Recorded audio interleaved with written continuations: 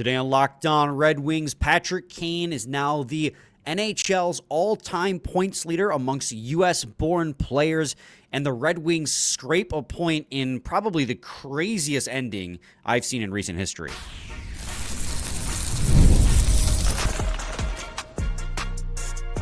You're Locked On Red Wings, your daily podcast on the Detroit Red Wings, part of the Locked On Podcast Network, your team every day. I feel like saying recent history might be a little disingenuous, considering that just like 3 seasons ago, we had those back-to-back comeback wins against Montreal to nearly make the playoffs. Well, recent's relative. But they won those games. They lost this one. So craziest ending in a game that they lost in a shootout in recent history. Let's just add as regulation. Let's add as many modifiers onto that as possible so that it becomes true. Welcome back to the Locked On Red Wings podcast. We are your hosts, Brian Fisher and Scotty Bentley, part of the Locked On Podcast Network, your team every day. You can listen to us wherever you get your podcasts, including on YouTube. And if you want to listen to us ad-free, head on over to lockedonpodcast.com/everydayer and subscribe to the Everydayer Club. That gives you access to all of our episodes ad-free, as well as an exclusive Discord server in which you can talk to other fans and us during the game, whenever you really want. Scotty, Red Wings fall 4-3 in a shootout to the Washington Capitals. There is a ton to break down from this game. We got to talk about Patrick Kane's record-breaking night, the 2 insane goals that Alex DeBrincat scored at the end of regulation to force the game to overtime, and overall the game as a whole, the flu going around the locker room, lots to talk about. Before we can touch upon any of that, I do got to let the people know today's episode is brought to you by FanDuel. It's the last call for football on FanDuel. If you're a new customer, just bet $5 and get $200 in bonus bets if you win. Scotty, again, Red Wings fall 4-3 in a shootout. We'll talk about the game, but it would be remiss of us to not start with the headline, and that is Patrick Kane with his assist on Ben Sherracket's goal in the second period to make it 1-1 became the all-time leader in points amongst U.S. born hockey players, surpassing Mike Modano. And buddy, let me tell you, the team loved it, the fan base loved it, and I loved it for a multitude of reasons in which I will get to. But it's kind of weird. How many opportunities, Scotty, do you have to celebrate the same breaking of a record twice in one game? Well, it's funny too, because like you almost feel like they knew that it was going to get called back kind of immediately because they rushed the ice for the second one and not the first one. Like I feel like there was they said on the broadcast that Alex Tanguay said to, like, you know, kind of leaned over and was telling people like, I don't think that's going to stand. So, yeah, I mean, obviously a really cool moment. The broadcast was hyping it up to Hecken back. I mean, it was pretty much all they talked about all 60 minutes.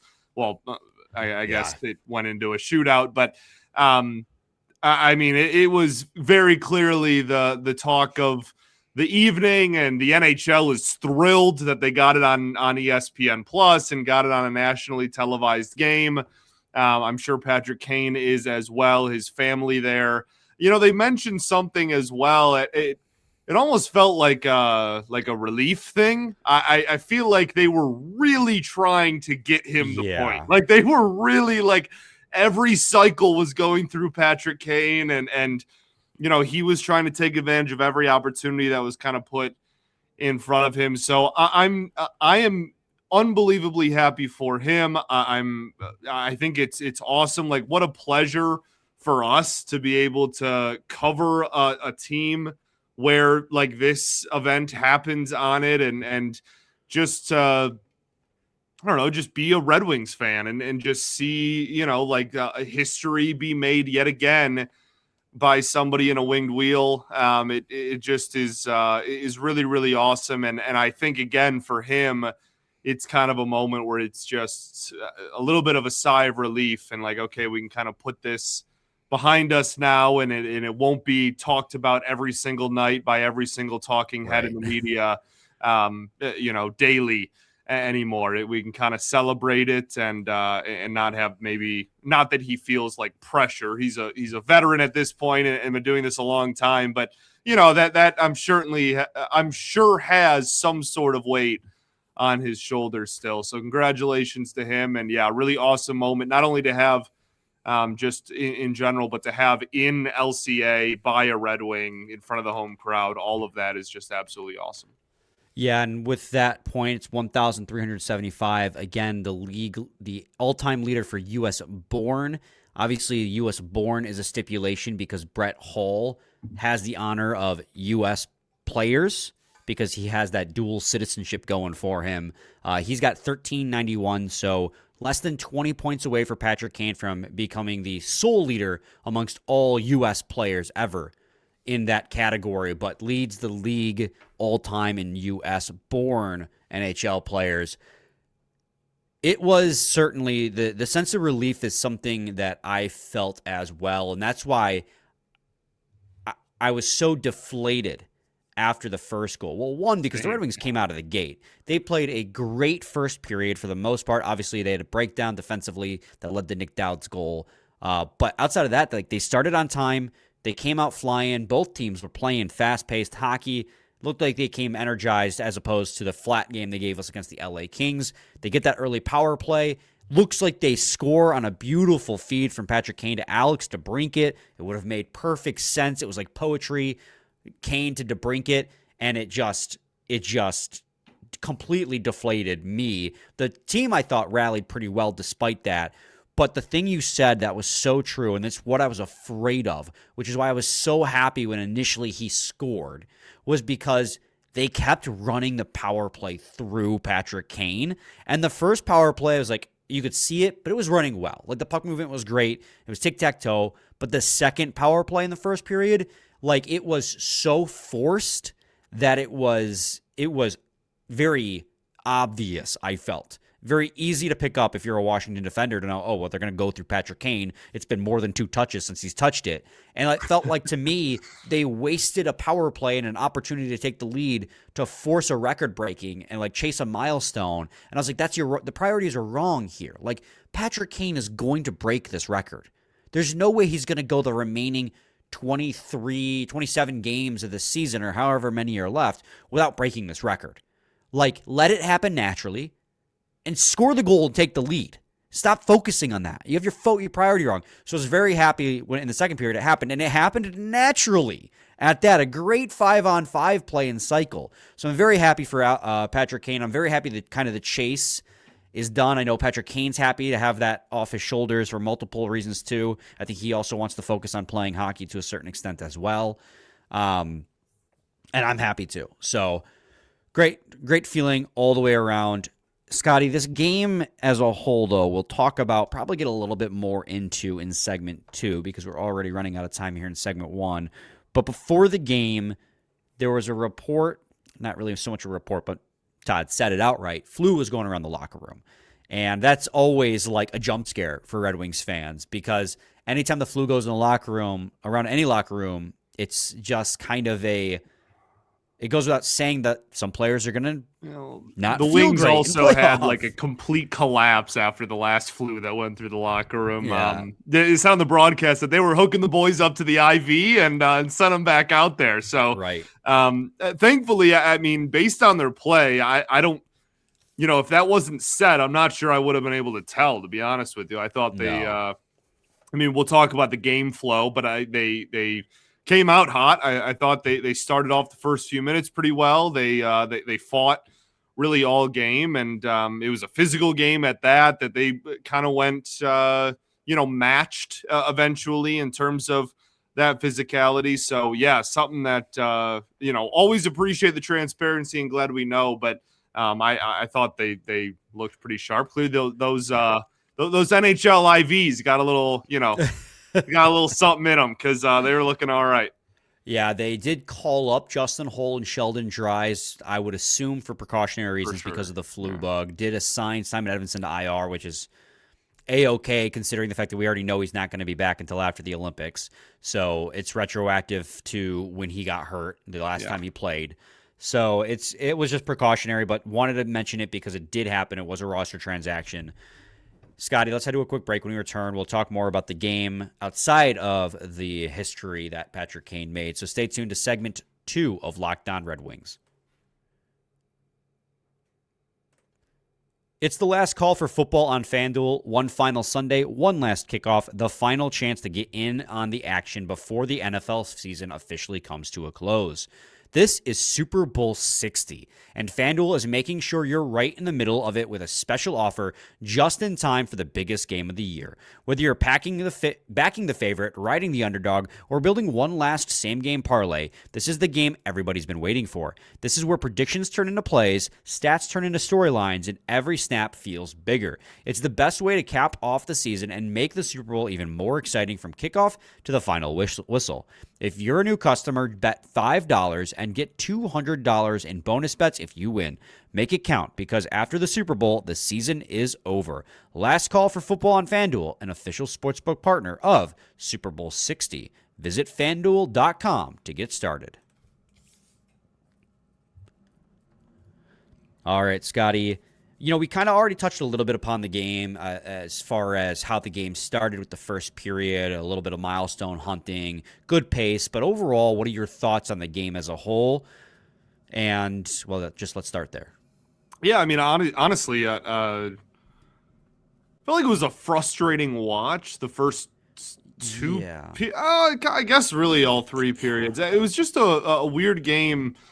I mean, top to bottom, obviously the game tying goal is one of the wildest goals you'll ever see. And I'm sure that the Capitals not really like directly chasing the Wings. So they just kind of wanted 2 points any way they could get them. So I'm sure that there's a little bit of a sigh of relief that didn't cost them a point. But you could tell, I mean, they said it about 6 million times on the broadcast. Like the Washington had come out and said that this was the biggest game of their season so far, and they needed to act like, it was a cup game essentially. And you sure could tell, because I mean, there was a lot of physicality, and they were finishing their hits, and they were unbelievably aggressive on the forecheck in the first period. Like at one point they were like full court pressing, dude. Like that, it was like they were literally just like full court press defense. I mean, they were everywhere and just trying to swarm and apply pressure.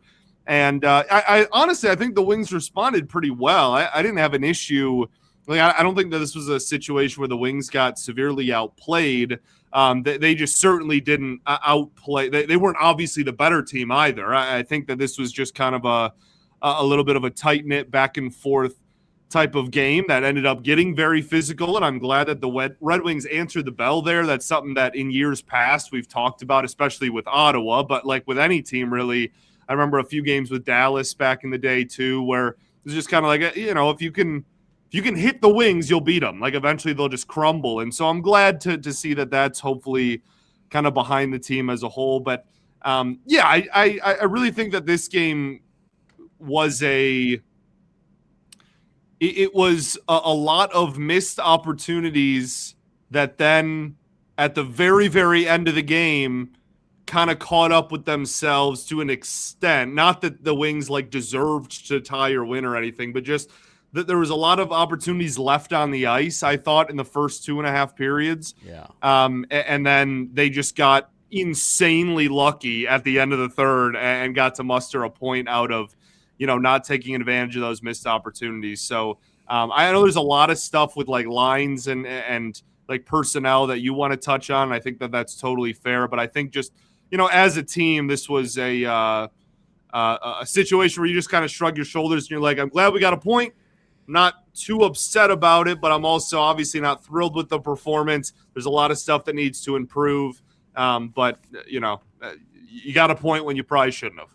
Yeah. I mean, I do think they had opportunities that they didn't capitalize on. I think that's 100% true, but I also don't think that they had a ton of opportunities either. I mean, they had expected goals of like 1.12 at 5-on-5 in this hockey game. Like, obviously, the goal that Ben Sherratt scored was a beautiful cycle play, entered the zone, kind of slowed up, created a cycle. Kane cycles down, sends it back to DeBrincat, who finds Ben Sherratt. Great shot. But I don't really feel as if they had a lot of jump. They had a lot of shots in this game. Hold on. Shot attempts. They had plenty of shot attempts. Not a lot got to the net, and that was one of the big problems is a lot of block shots by Washington were missing the net when it mattered. The Detroit also, I felt, was not getting to the net. And that's been a big problem, too, as, they played well in December. They won a lot of hockey games. They've played really well in January for the most part. But their 5-on-5 numbers kind of have slowly been declining over time. They're becoming less and less effective. We've talked a lot about it.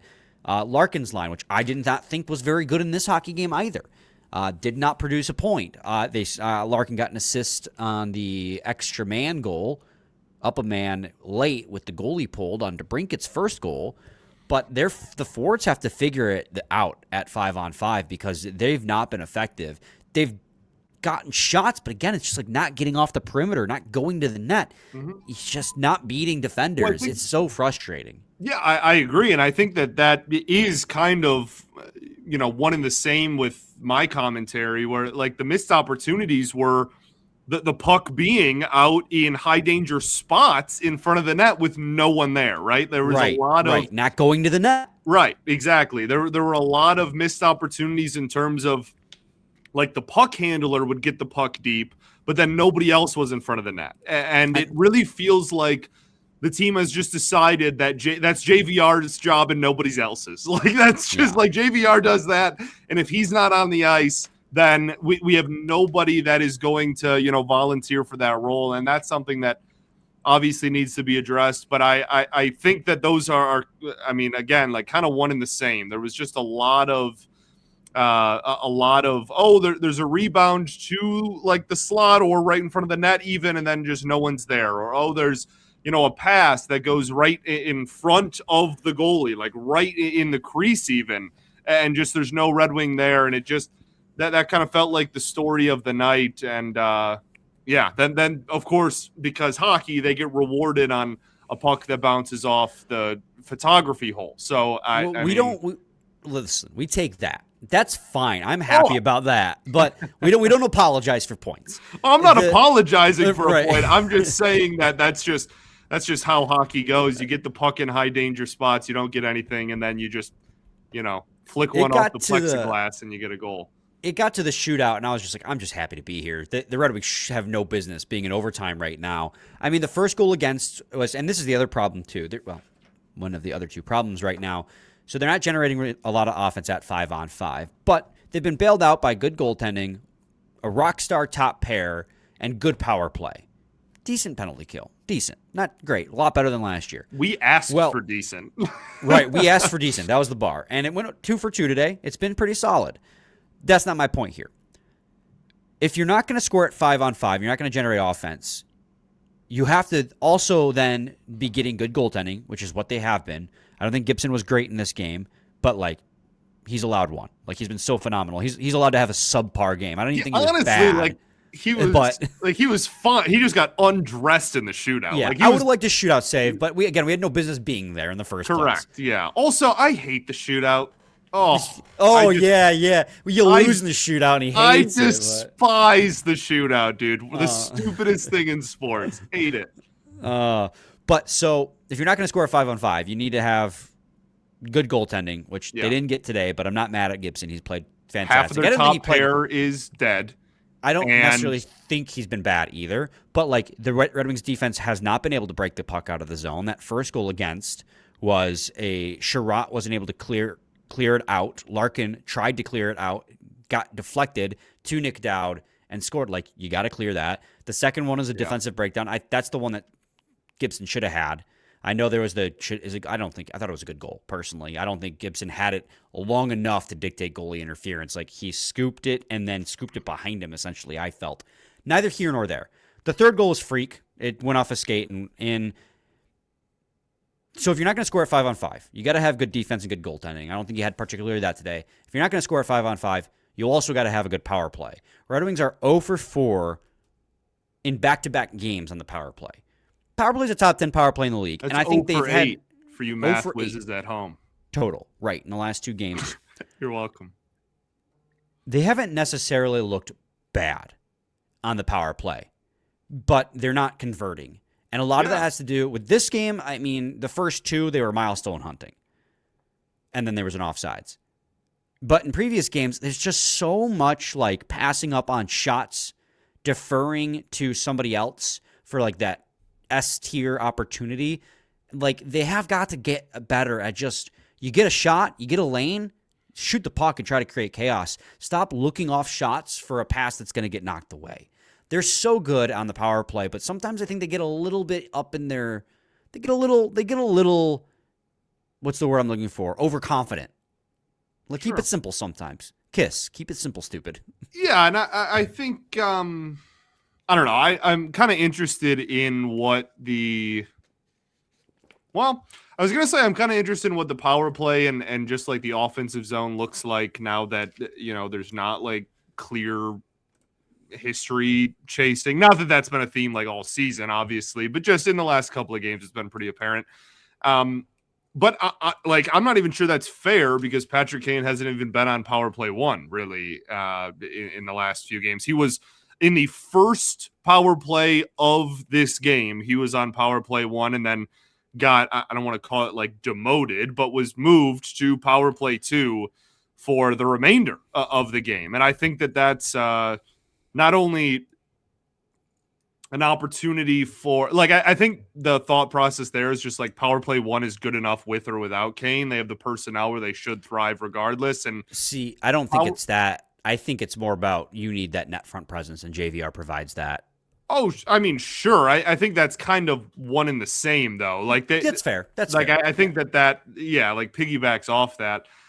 Whereas power play two without Patrick Kane, that shift was an atrocity to power plays. I mean, that was that like nothing happened. They basically just did cardio for 40 seconds, then got off the ice. So I think that's maybe a way to make that a little bit more dangerous too. But regardless, I think that all of that is worth pointing out. Yeah, and Kane has been playing more power play 2 lately with that James Van Riem's like promotion to power play 1. So it was odd to see him go from PP1 to PP2. For sure. But not when you consider the context. It was mostly like, that's the thing about the milestone chasing, because I'm frustrated at the team for forcing it, but like, I don't think McClellan does that if he's not also trying to get Kane that point and like get him that moment. Because I know they wanted it at home, especially before the Olympic break. So I think that was a part of it, because McClellan does care about that stuff. He cares about the players, and he cares about those big moments. And it does do a lot, like Max wrote in a recent article, like moments like that can do a lot to energize a team in the doldrums of the season. Well, and so that's important. Look at how look at how the team looked after the record. I mean, that was the best like 5 shifts of the entire game for the Wings were the 5 after Patrick Kane broke the record. I mean, they were absolutely buzzing there. I thought they were going to score again. Mm-hmm. Obviously they didn't, and we've already kind of touched on why. But yeah, I 100% agree. Scotty, let's head to another break. When we return, I want to talk a little bit about Alex DeBrincat. You've kind of already touched on it, but a little bit more, as he's now crossed 30 goals before the Olympic break. Stay tuned to segment 3 of Locked On Red Wings. New year, new systems. This is the time when a lot of us look at the messier parts of how we run our businesses and think there's got to be a better way. And there is. Streamlining your communications is one of the quickest upgrades you can make. That's why today's episode is brought to you by Quo, spelled Q-U-O, the smarter way to run your business communications. Because when your team is reachable, organized, and communicating in one place, you're not just working cleaner, you're creating more opportunities to connect with customers. You're going to love how simple Quo makes everything. Your whole team can call and text from one shared business number, so nothing gets missed. Everyone sees the full conversation thread, which makes replies faster and more personal. And Quo's smart AI tools automatically log calls, summarize conversations, and highlight next steps, so details never slip through the cracks. It's no surprise Quo is the #1 rated business phone system on G2, trusted by more than 90,000 businesses, from solo operators to growing teams. Make this the year where no opportunity and no customer slips away. Try Quo for free. Plus, get 20% off your first 6 months when you go to quo.com/LockedOnNHL. That's QUO.com/LockedOnNHL. Quo, no missed calls, no missed customers. Quo. so stupid. That's your sign off. That's stupid. You're phoning it in lately. Like you used to have bangers. He's washed, folks. Absolutely He's washed. Oh my God. Moritz Seider played 31 minutes and 57 seconds in this hockey game. Yeah, he did. Yep. Like, obviously, there was overtime in there too, but that is, considering the next highest time on the ice was Ben Sherratt at 20 minutes and 40 seconds? Yeah, he played 11 minutes more than anyone else. Yep. Oh my God. Moritz Seider is dog. Larkin played 24 and a half minutes. Well, I'm sorry, amongst defensemen. Second most minutes. I mean, still, I'm just like... And consider this. 31 minutes on the ice, and he led the Red Wings in shot attempt share at 66%. The most minutes on the ice in a game in which they lost, and he led the team in shot attempt share when he was on the ice. The team produced 22 shot attempts with him on the ice and 11 against when he was on the ice. What was his? I know I said I was going to talk about DeBrincat. I literally glanced over and saw it. Please. Completely blew me away. He's a dog, dude. Absolute, I almost swore, absolute menace. This guy, and I'm so glad he does this on national television because they have talked about him. They even talked about him as a Norris caliber defenseman that have a Norris type season. I'm so happy he's having this type of year and he's doing it on national television. He had no help in this hockey game. It's Moritz Seider and a collection of, trying to be nice, collection of not top pair, maybe not even top four defensemen on this hockey team. And he's just out there balling. I love this man. Absolutely love this man. Yeah, man. He's good at hockey. What'd you think of JBD in this game? He almost had 20 minutes. I think what I will say is I think he is doing a good job considering what they're asking from him. I actually didn't think he had a terrible game in this one. I know that, there's worries about him getting more and more playing time and, just how the blue line looks in general with Edvinsson out. But I thought he was serviceable. Not like, oh my goodness, don't trade for a defenseman anymore. Like I'm not saying that, but like for the kind of limping into the Olympic break that they're trying to do here, I thought he was fine. Right. Anyways, Alex DeBrincat, you've already touched on it, scored twice, including one of the craziest bounces he's probably ever scored in his career. He gets his 29th goal with the goalie pulled, a scramble in front. Larkin finds him backdoor. He buries it. Makes it 3-2. Just like the game prior against the LA Kings, gets the Red Wings within one. I'm like, okay, here we go again. They're getting our hopes up. They're going to get it close. They're going to score an empty net goal, and it's going to be, 4-2. Gets the puck off, the face-off, basically. They skip back into the defensive zone. John Gibson comes out. Alex DeBrincat gets the puck along the the blue line, and just, dumps and chases. It careens. They thought at first that little photography hole, but on replay, it looked like it hit the stanchion. Still not 100% sure on what, but they reviewed it. It hit something, though. Hit something. Kareems to the front, goes off Lindgren and in to tie the game. And when I tell you, I jumped out of my seat with my hands on my face like this. Like, I was like, what? And that was his 30th goal on the season before the Olympic break, Scotty. Like, insane way to get your 30th goal. Yeah. Insane way for the Red Wings to pick up a point. I don't think the Red Wings necessarily played poorly in this game. I know I boo-hooed a lot of their play in this game and their play recently. They had a lot of jump in this hockey game, and I don't think Washington dominated by any stretch of the imagination. I don't think they had a ton of grade A opportunities themselves either. It was a pretty even hockey game.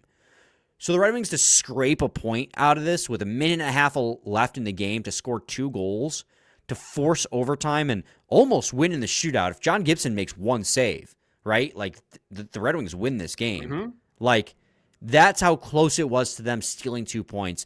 It is so important that they got that point because Buffalo won again.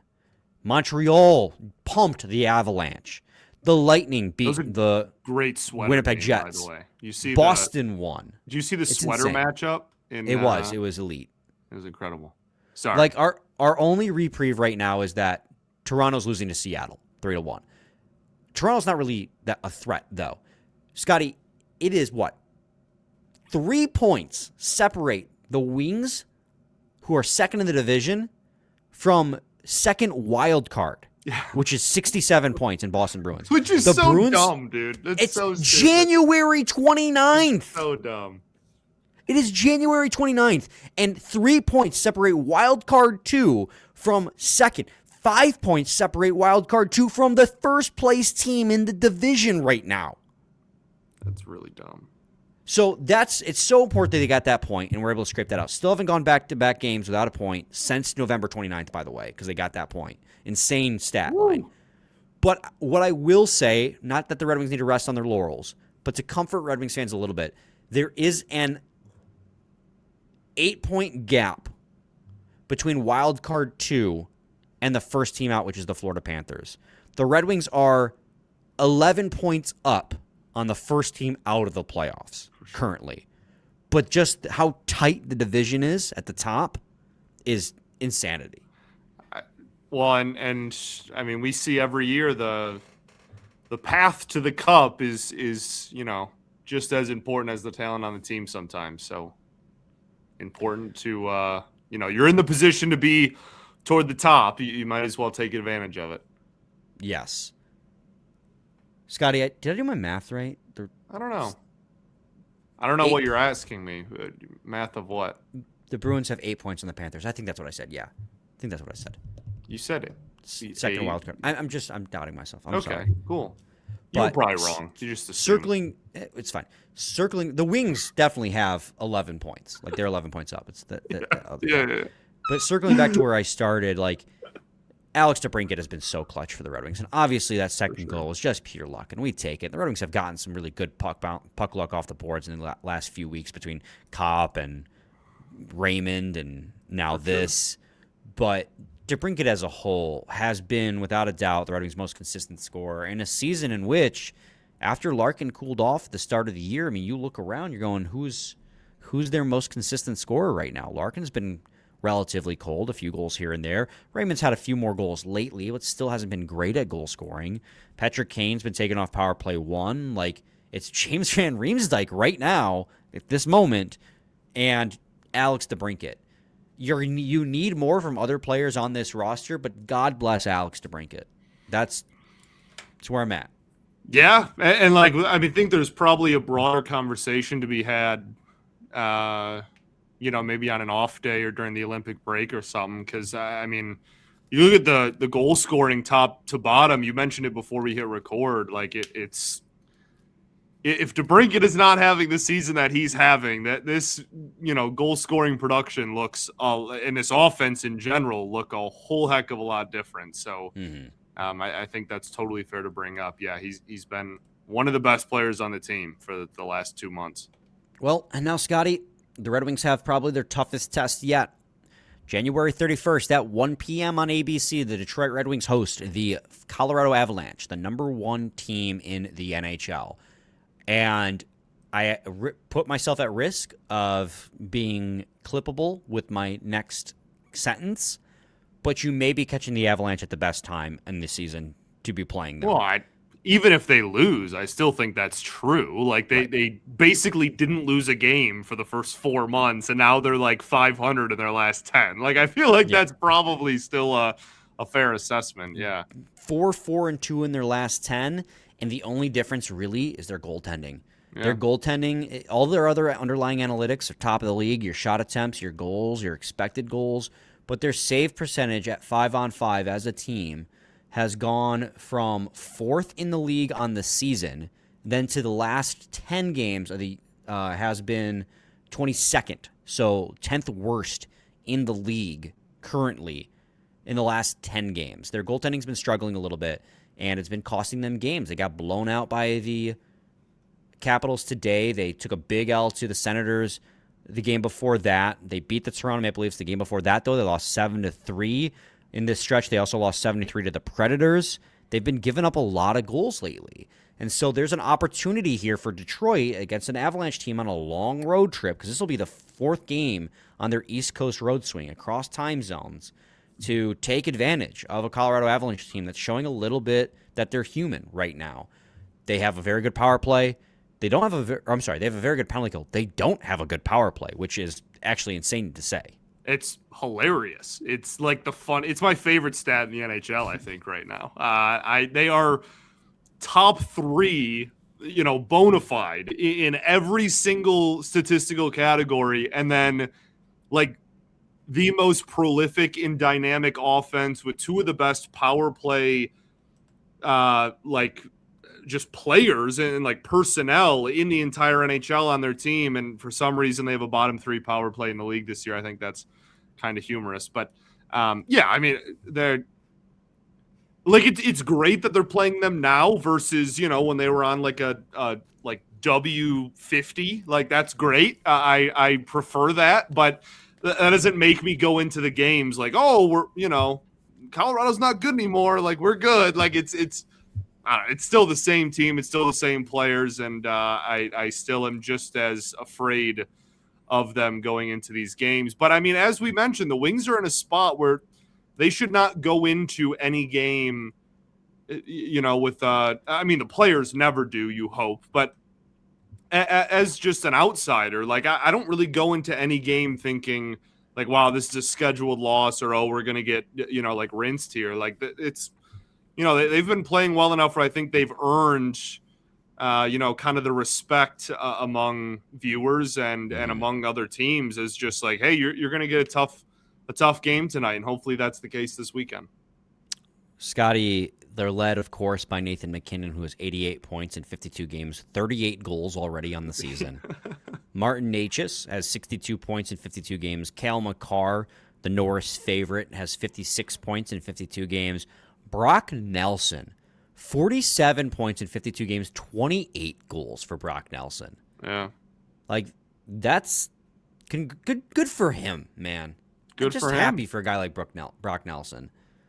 But, Scotty, big game on Saturday. It's the only way to put it. Yeah, and then another big one on Monday. So, Yes, sir. Any final thoughts? we ball, baby. We do ball. We'll be back with a new episode on Monday to recap this first game of 2 against the Colorado Avalanche. So stay tuned. Same time, same place. It's your team every day.